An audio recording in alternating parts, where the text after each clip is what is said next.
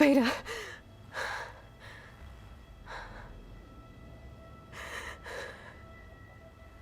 Varl.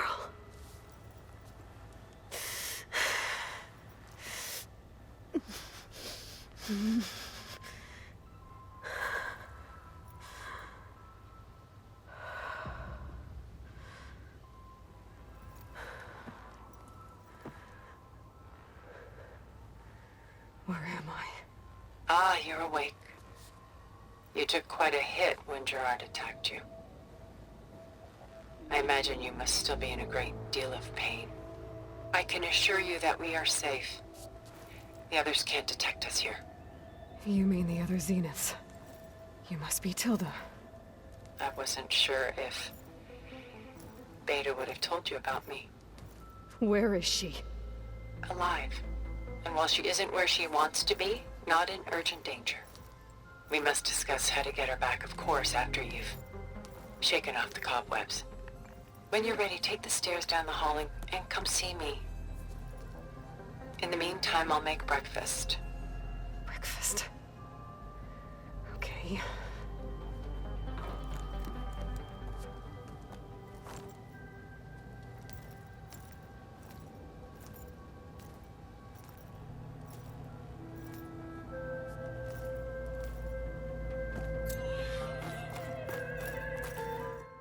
Where are we exactly?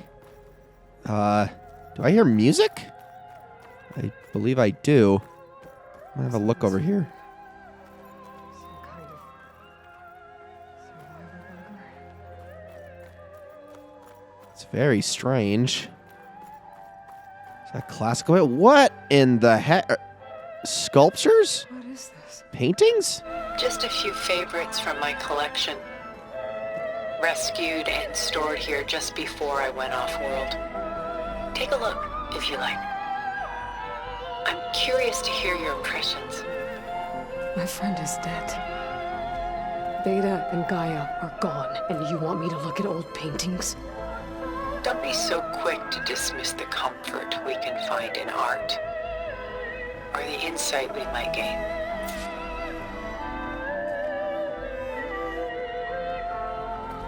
Huh. Can't really look at that one. What about this one over here?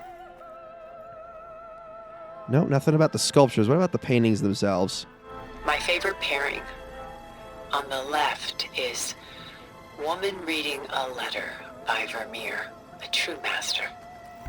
And on the right is a forgery, Woman Reading Music, which fooled experts into believing it was a priceless original. Early in my career, I became fascinated with such deceptions. Eventually, I developed scanning software that could detect fakes with unparalleled accuracy. Is that how you made enough money to buy your way onto the Odyssey?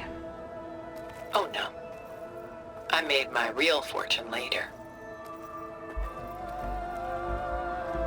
Selene and Endymion. She's the goddess of the moon, whereas he's a simple shepherd. Beside her is the god of love, Cupid. So she's sneaking up on him? More like visiting him in secret. The torch that Cupid bears represents Selene's undying infatuation with him. Though the two must remain apart, her love will forever burn. This is Rembrandt painting Jeremiah, a man in mourning. Mourning what? His home. The ancient city of Jerusalem. He foresaw its impending doom, but could do nothing to prevent it. So instead, he saved its treasures from destruction, just as I saved these works. You could say we're kindred spirits.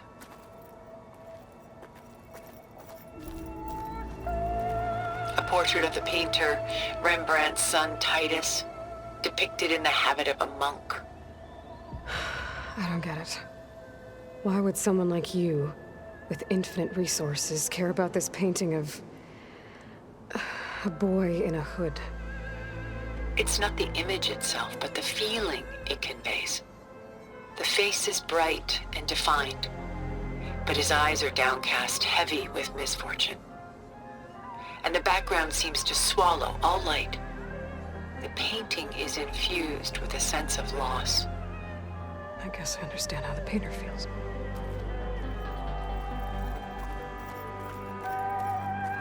Rembrandt's The Night Watch, by far the most famous painting my homeland ever produced. It was commissioned to honor a militia made up of influential citizens. I guess you must have been an influential citizen. In my day. But not as influential as you've been in this new world. The Gust, by Willem van de Velde, the most famous of his many maritime paintings. A ship crossing into the unknown. I guess you're familiar with that. Indeed, which is why I appreciate this composition in particular.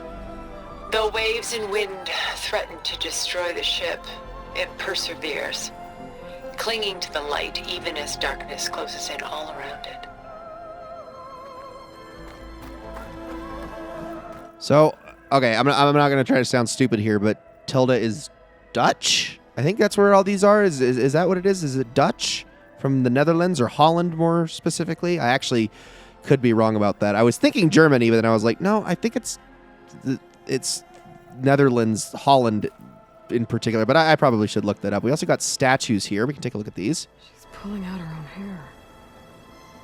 Out of madness, out of grief. It's hard to watch her suffer. Stunning, isn't it? Paintings were the only masterpieces of my people's golden age. This is Van Vianen's Lidded Ewer, molded from a single sheet of silver. What was it for? How like Elizabeth you are. Function over form. Its practical purpose was less important than its meaning. Van Vianen created it in honor of his late brother, who himself was a famous silversmith. A memorial. Yes. Such beauty from sorrow. Can I examine this one as well? A lot of weight on his shoulders. I know the feeling. Guess that's everything that Tilda's going to tell us about these. Done so soon? I've got more important things to worry about. We both do. There is much we are trying to save. Not the least of which is in that vault. There's nothing wrong with savoring such treasures for a moment more.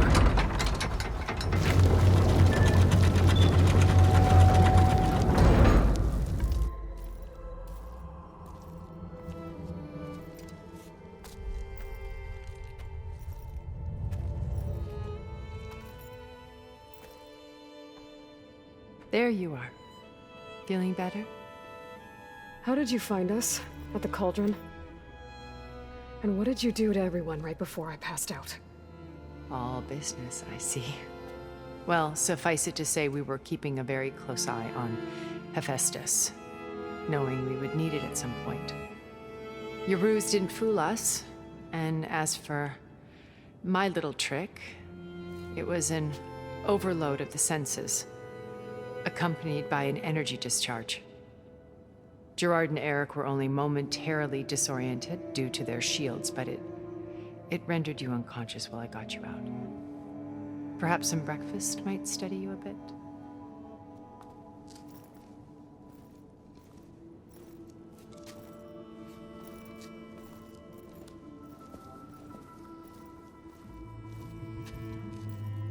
This was your house. The one you recreated for Beta, in the data channel you shared. How perceptive of you. Please, this way. After everything your people have done, you think I'm just gonna sit down and have a chat with you? They're not my people. They never were, and especially not now. You shot off into space with them, and lived with them for 1,000 years before coming back. So what made you suddenly turn on them? Quite simply, This. My old focus. You repaired it? But that means you've seen. Incredible things. What you've accomplished in 2 decades of life.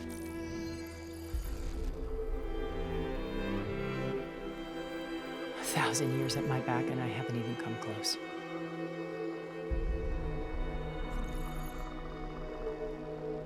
I'm sorry if I invaded your privacy, but I had to. In order to understand. To be enlightened.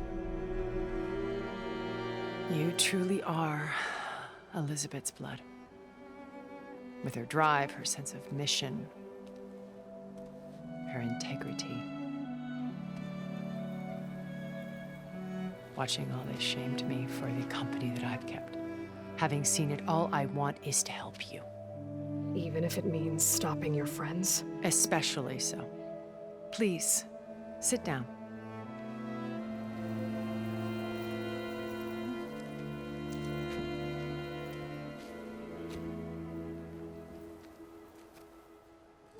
There. That's better. Now, we must recover Beta and Gaia at all costs. By now, you must know that Gerard intends to use Gaia to reboot the Earth's biosphere. Remaking this world to specifications that would only suit us immortals. This process will kill every living thing on the planet. He calls it a clean install. Not if I stop him first. Not if we do.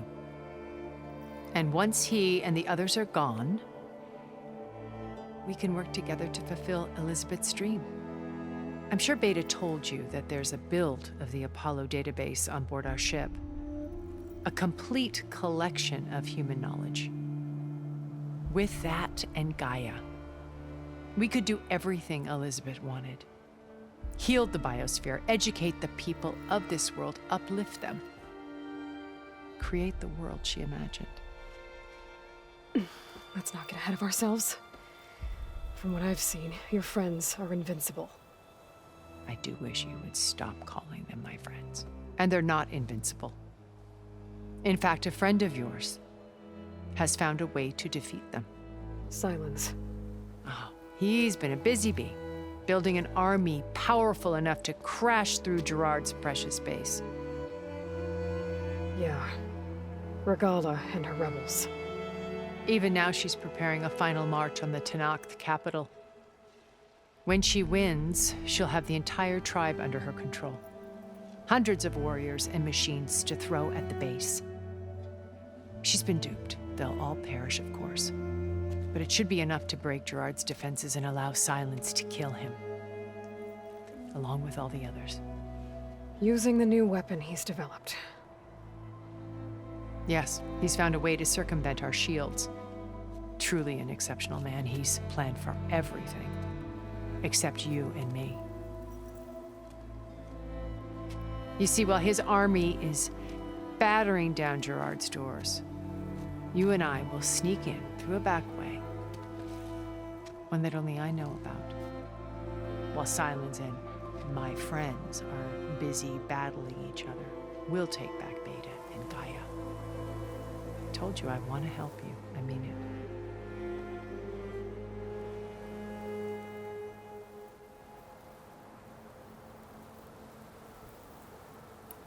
So you knew Elizabeth. What was she like? Liz was everything she was. I see in you. And more.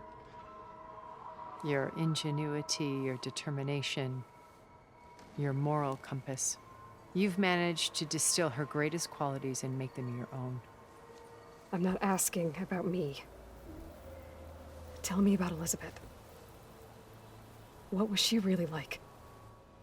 The honest answer is that I don't actually know. For all the time that I spent with her, she always kept a part of herself locked away. It was like that from the moment we met. So when you met Elizabeth, she was what? Distant? Aloof? Not aloof. Not exactly. It was a summit in Paris about machine learning, a touchy subject in those days, because regulatory authorities were just starting to clamp down on AIs. Liz gave the keynote address. She had already achieved great renown for her work in automated environmental reclamation. But in her address, she was just starting to imagine the next step.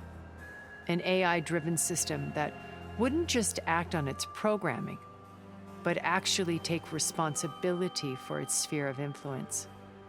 To care about life, not just follow orders. Revolutionary stuff. I was fascinated. And I wanted to meet her for a long time. I watched her after her talk. She had spoken with such moral authority, such empathy. But after that, she retreated. I could tell she felt uncomfortable with all of her admirers. It was as if giving the talk had cost her something. I didn't want to be a pest, so I planned my approach carefully. So how did you finally approach Elizabeth after her talk? I picked the right moment. The morning of the next day, right as she came back to the conference, she had just had her coffee. She was fresh, rested. It was like she had braced herself for the onslaught of colleagues. I asked if I could walk with her, then put forth a question about her talk that I thought was intelligent. Her answer made me realize it wasn't, but she was very welcoming. Almost as if we were previously acquainted. It was only halfway through the conversation that I realized she knew exactly who I was. It was quite a shock to me. My business was trafficking in secrets, and I took great pains to protect my anonymity. So that was Liz, perpetually one step ahead. I came to view our meeting as a metaphor for our friendship. She always seemed to know me far better than I knew her. I guess I know the feeling.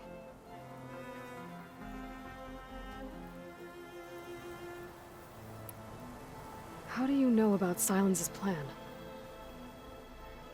He isn't the only one adept at spyware. You hacked his focus? No, he's too careful for that. But his subordinates? Not so much. He gave additional focuses to the tribals he branded the Sons of Prometheus. The ones working with Regala. By tapping their focuses, I learned about most of his dealings. The distribution of override technology, the arming of Tanakh rebels, and the secret pact with Regala to attack Gerard's base. But how did he come up with a weapon that can take down your shields? That's the one thing I haven't been able to figure out, but however he did it, I'm quite certain it will work. With it and the Tanakh army, victory seems to be within his grasp. Such a shame he'll be disappointed. Regala's only interested in killing Hekarro and waging war on the Karja.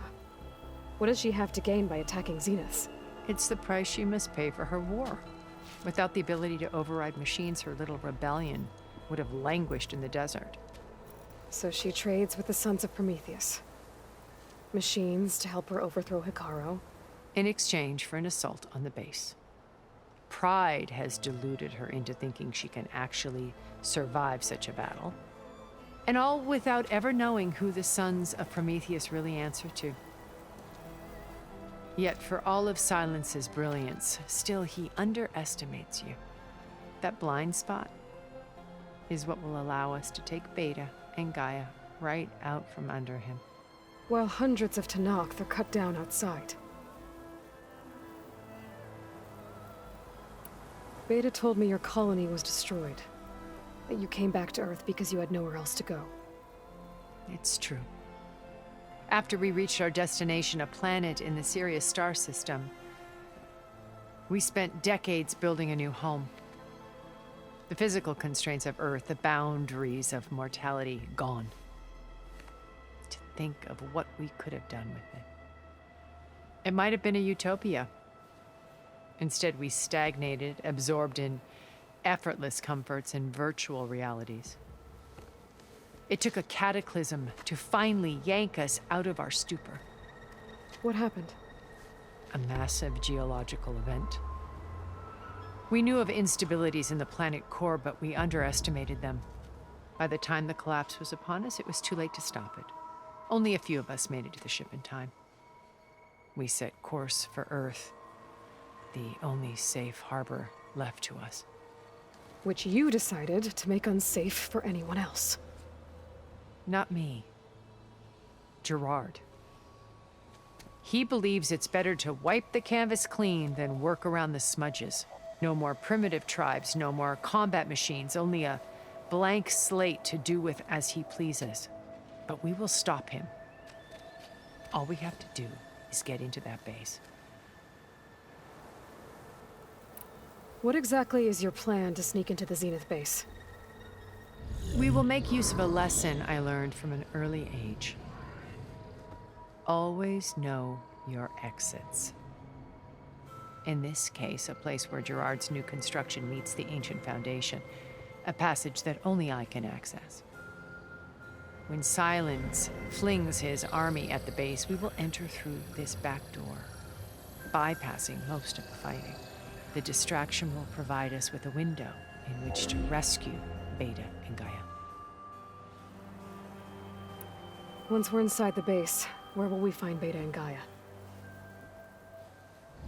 Here in the command center.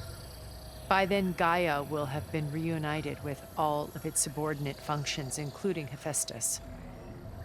What about the alpha build of Apollo on your ship? A simple matter of recovery once the others have been dealt with.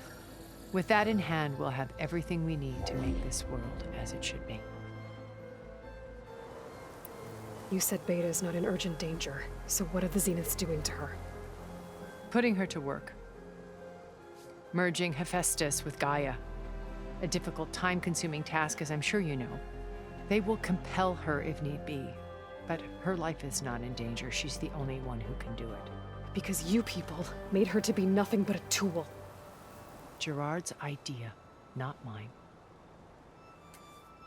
They always viewed me with suspicion when I attempted any form of kindness towards her. That's why I created the data channel. A virtual place where we could speak in peace. So this channel you shared with Beta, none of the other Zeniths ever found out about it. Gerard believes he's the most cunning of all of us. Even after 1,000 years, he still can't imagine that I would outwit him.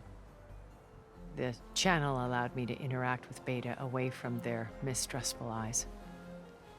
It offered us a chance to be ourselves. Until you cut off all contact. Yes, though it pained me. I was worried that our meetings would do her more harm than good. She felt like you tossed her aside. I was afraid the others would find out and punish her. She may not have had the comforts of friendship anymore, but at least I ensured she was safe. I know it seems harsh, but you must believe that her well-being has always been paramount to me. Why did you make the data channel look like this place? I built this house as a shelter to weather any storm. A safe place. Not just for me, but for the art stored below. Cultural artifacts of incalculable value. Truly some of the greatest achievements of human civilization. And you wanted Beta to see them? Yes. Her upbringing was so cold and technical. I thought if she could experience Vermeer and Rembrandt, it would bring something else into her life. A heritage every bit as valuable as the scientific and technical data being drummed into her. I'm sorry I had to cut off contact, but I'll never regret sharing this house with her. She needed its shelter even more than I did. My old focus. How did you find it, let alone repair it? When we encountered you at the Hades Proving Lab, Gerard saw you as a redundancy. I knew better. You were a revelation. After your dramatic escape, bravo, by the way. Gerard and Eric assumed you were dead and gave up the hunt. I wasn't so sure.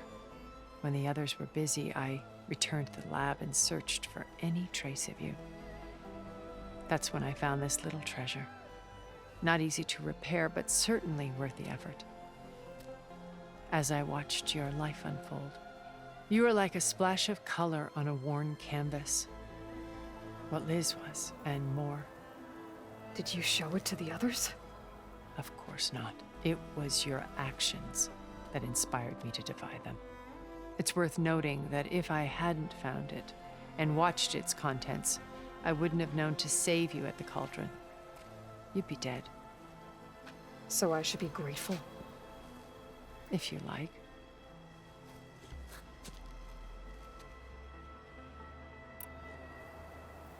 So you know all about me. What about you? What would you like to know? Well, start with your life on Earth. When I was 8, terrorists flooded my home city. Thousands drowned, my parents included. I was one of the few who survived. My guardian sent me to boarding school. Among my peers, I was the strange girl, the orphan to be avoided. All because of circumstances beyond my control. Oh. So we're a lot alike, huh? Aren't we? You were an outcast. But you didn't let that stop you from getting what you needed. Neither did I. I climbed my way out of desolation and used my wits to build a fortune. First, from the technical analysis of art and the detection of forgeries. Profitable expertise in those days. But as it turned out, the software I developed was even more useful for counterintelligence. From there, it was only a short step to gathering extremely valuable intelligence on my own. You were a spy? More like a service one could turn to for information. I had to remain anonymous, of course, to protect my privacy. But despite that anonymity, Far Zenith inevitably sought me out. What happened when Far Zenith approached you? They painted an irresistible vision of humanity's future. One where we need not fear illness or death, where we explored the furthest reaches of the stars and thrived. It was only later that I realized that they only intended to bequeath this future to the rich and powerful. By the time I finally figured it out, the walls were closing in, Pharaoh's machines were devouring the earth. So I accepted Far Zenith's invitation to a berth on the Odyssey. I wanted Liz to come, but she had nobler plans, as you well know.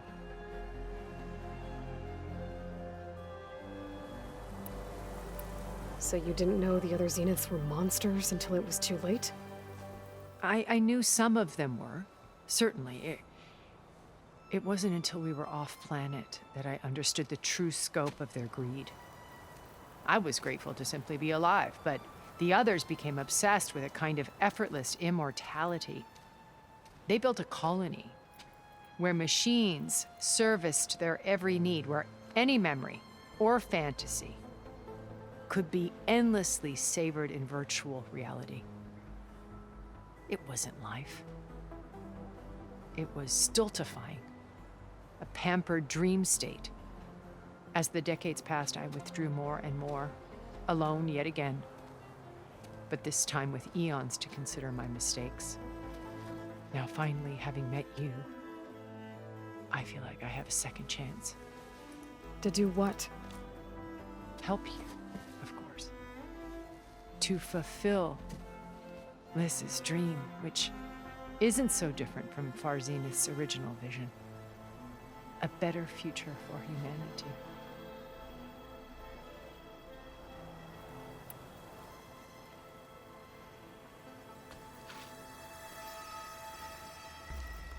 First Pharaoh. Now Hekarro and the Tenakth. Your plan would wipe out an entire tribe. There has to be another way. We are in an admittedly desperate situation, but I assure you there isn't. Remember Zero Dawn. Elizabeth's sacrifice. Sometimes many have to die for a new world to grow. If it looks impossible, look deeper. Wait. The data channel. It still exists, doesn't it? I need you to open it. Let me talk to Beta. Impossible. We might be detected. It's worth the risk. There is another way, one where the Tenakth survive. But we won't. If the others... If you want to help, open it.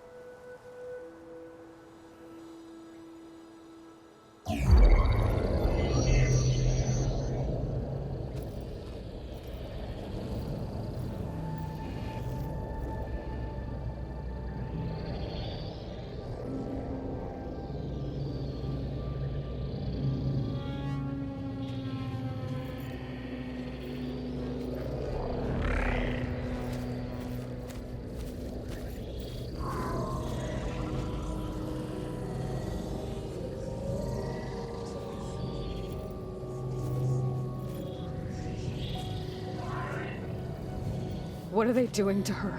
Virtual reality dissociation. The manual merge of Hephaestus will take hours upon hours of tedious micromanagement. If she resists the work, they run simulations to induce feelings of isolation and despair. Beta, can you hear me? You're alive. They're watching me. I can't hold up this extra projection for long. You should have killed me. No. No, look at me. I'm coming for you. I promise. Okay? I just need you to hold out a little while longer and work on the merge.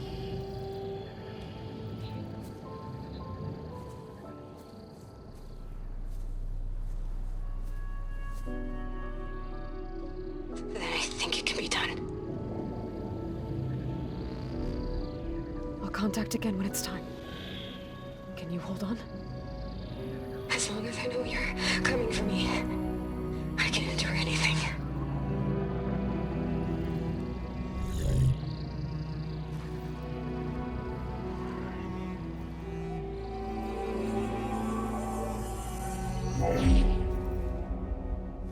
All right. I did as you asked. Now I think you need to tell me what you're planning. I'm going to take Sylens' army away.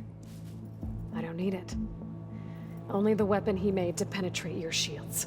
And how do you propose to get it? Ask him nicely? Without Regala and her rebels, he won't have a choice. We'll be his only option. Only option for what? What did you tell her? That is between me and my sister. Will be Sylens' only option for crashing that base. I'll tell you the rest later. But first, there are a couple of things I have to do. Oh. And what are those? Lay my friend to rest. And then I'm going to use the override that Beta gave me at Gemini to put an end to Regala's rebellion. From the air. Wait. Since you insist on doing things your way, I know of something that will truly help you make a grand entrance with the Tenakth. The ancient Horus Titans still possess electromagnetic energy cells as part of their arsenal. Drop one of those on Regala's army and they'll receive quite a surprise.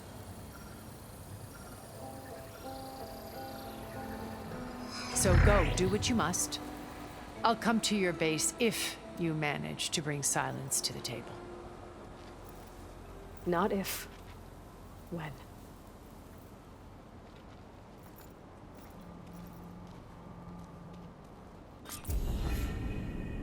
Erend, are you there? Aloy! Aloy, is that really you? Yeah, it's me. Where's everyone else? We're all... we're back at base. What happened?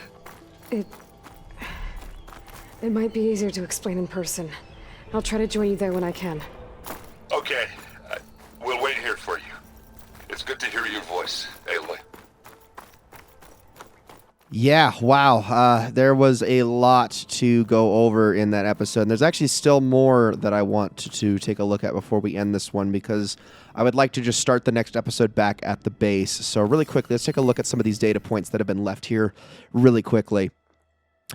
All that makes is the next big thing, a much ballyhooed acquisition from the art historian turned technologist, no less. Bleeding edge sequence and a great narrative to boot. The application was called YCITT after Young Christ in the Temple, a well-known Vermeer forgery. By creating perfect holographic scans of individual layers of a painting and comparing them to a vast library of artistic works, it was able to identify fakes with an unprecedented level of accuracy. But it was clear to Sterling executives that the program's ability to match and identify patterns has broad applications outside of the art world. As a tool for security, counter-surveillance, or digital authentication, it could prove just as revolutionary as it had in its intended role, which is why they were willing to sign a 9-figure agreement for it, blasting news of the deal to every outlet in the tech media. 2 years later, the project collapsed in a chaotic jumble of lawsuits, recriminations, and accusations of sabotage. So what went wrong? Who is responsible? And more importantly, what happened to the underlying technology, which by all accounts was far more powerful than the vaporware labeled applied by disgraced executives, data corrupted. So that gives us a little bit of an idea as to how Tilda was able to get her fortune. I want to say there are other data points abound. Tilda is down there hiding in the vault in particular, so we can't really contact her. I'm now patched into your focus network. Except for this way, of course. I take it the other Zeniths can't hear us? Of course not. And they don't know about your base either, in case you were wondering. I've sent you data on the Horus energy cells you can use against Regala's forces. Reach out to me when you're ready to acquire one. Understood. And if you also may have noticed, the quest that we, of course, got for doing all of this is none other than Wings of the Ten. This is the quest we have been waiting on for a very long time. It is finally available. So can I get freaking through? Apparently, I can't get through this. Yeah, we have Wings of the Ten, though. My goodness. A long episode. There was so much exposition to get over, and there is more yet still. So here's the deal. We are going to be, in the next episode, heading back to the base. We're going to be working on Wings of the Ten. We're going to get this done as much and as quickly as we possibly can. That is going to be able to set the stage for the last run of things to do. However, as you can see here, we got one more thing here, another bit of information that we're going to read before this is all over.